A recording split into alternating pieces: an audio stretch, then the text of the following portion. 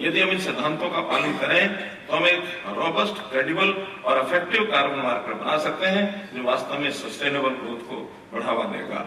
मित्रों, at this point I would like to appreciate all the officials of Ministry of Power, Ministry of Environmental, Forest and Climate Change and Bureau of Energy Efficiency, जिन्होंने एक structural carbon market framework विकसित करने में अथक प्रयास किया है।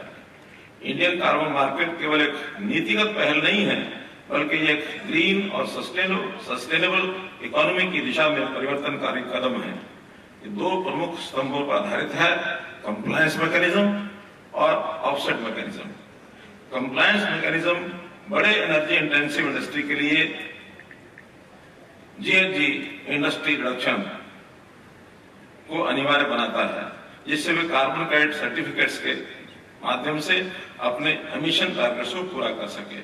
इसी प्रकार ऑफसेट मैकेनिज्म कृषि, वानिकी, अपशिष्ट प्रबंधन और परिवहन जैसे क्षेत्रों को वॉलंटरी पार्टिसिपेशन का अवसर देता है, जिससे वे कार्बन ट्रेडिंग का लाभ उठा सकते हैं।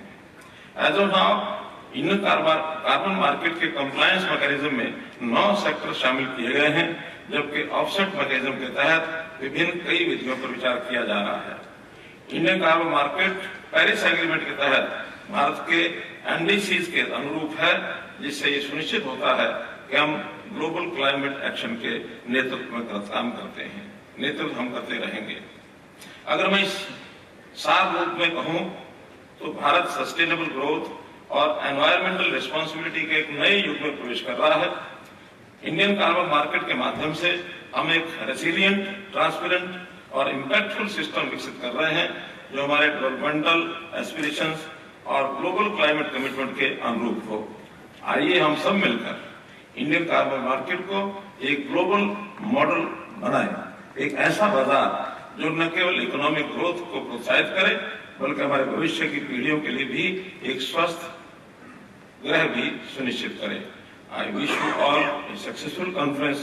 I hope Prakriti 2025 proves to be a key platform for learning, sharing knowledge, and exploring opportunities for collaboration in our collective global effort to combat climate change. Thank you very much.